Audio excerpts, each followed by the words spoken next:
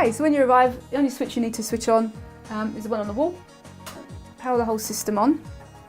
Once that's happened and you've got University of Brighton on the screen, two other buttons you need. If you want to record anything, you need the recorder on and the speakers on so you can hear what's going on in the rooms. And then to set up the screen, just touch the screen and go into the setup option. Okay, so once you've powered up the system, you need to set up the cameras depending on the room that you want to film in. So you get a choice of 3 layouts. So you get full layout, which is the top right hand button there. So anything that's in yellow is the screen that you're in at the minute. You get picture in picture, which gives you, if there's 2 cameras in a room, then you get 2 views of the scenario. And then you also get quad layout, which gives you a choice of 4 screens if you're filming in different rooms at different times. Okay, so if we go to that one, which is the one we use mostly, picture in picture. Okay, so once you've selected which cameras you want in which rooms, then you go to the next screen. And this is audio, so this will decide where you're picking up noises from. So if you've got a quad layout and you want to pick up noise and sound from all 4 rooms, then you need to highlight each room in the yellow. Okay. So at the minute we're on bedroom mic and possibly hall if you want people to come in from the main door. And again, just scroll through to the next screen.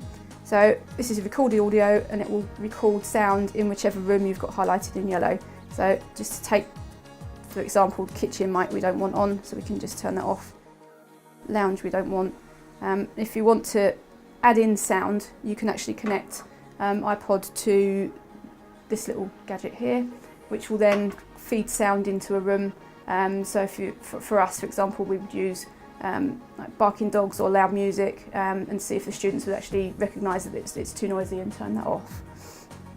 Okay, so next screen is Debrief. So this is the sound that you're picking up from the room where the students then get their feedback or what they can actually hear while the scenario is going on. So again, you just kind of select which ones you don't want them to hear. Can you open your eyes? Can you open your eyes for me? No response. I'm checking airway. Airway appears clear. I'm noticing and feeling for breathing, rise and fall of the chest. No signs of life.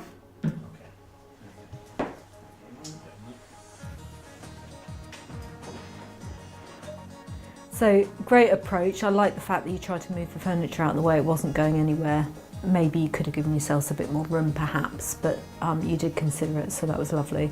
And you've gone straight in and realised that the patient wasn't responding and dived straight in for an assessment, so that's lovely. No signs of life. And straight in on the chest, which again is great. Okay, if you want to speak to the different rooms, then you use the microphones there. You've got a choice of 3 different head mics. You've got 2 head mics, which obviously is, you know, people can feed back to you and gives you better quality sound if you're looking at something that's quite sensitive and quite low level noise. You've got this discrete audio mic here, which you can give, for instance, to a student who would wear it, and then you'd give them instructions. For example, if students didn't do what they should be doing, then the student could, you could tell the student to fall on the floor and collapse, for example. And then that would be quite useful. The control room uses the Debrief mic and just feeds back to them as the scenario is going on. And if the students are in a room, we use the PA mic, which comes out in the room so everybody in the room can hear it. It isn't just kind of discrete mic or someone who's got the headset. It comes out in the whole room. So if they're asking us advice, if they're asking us, for example, observations of a patient, then we can give them observations over the whole microphone. Okay, so next to set up finish, that's the end screen. And then to start recording, you go to the second line which says record. And then when you're ready to go, make sure this unit is on. So you just press it on, power button, and then this on for your sound. And then you're ready to go, just press record.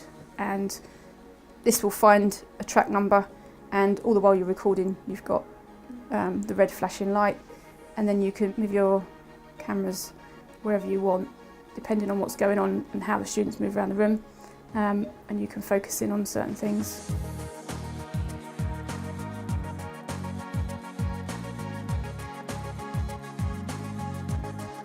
Anything you want to record is recorded on a disc that looks like this. So we have spare ones once you've kind of filled one up. All you need to do is just unlock the machine, eject the disc, and then put the new one back in and lock it, and the whole thing, the system will start again.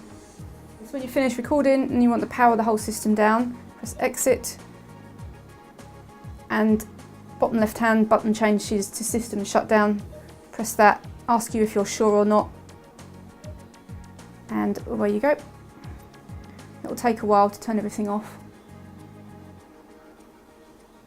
So once that system's shut down, you also need to remember to turn off the recorder and turn off the speakers.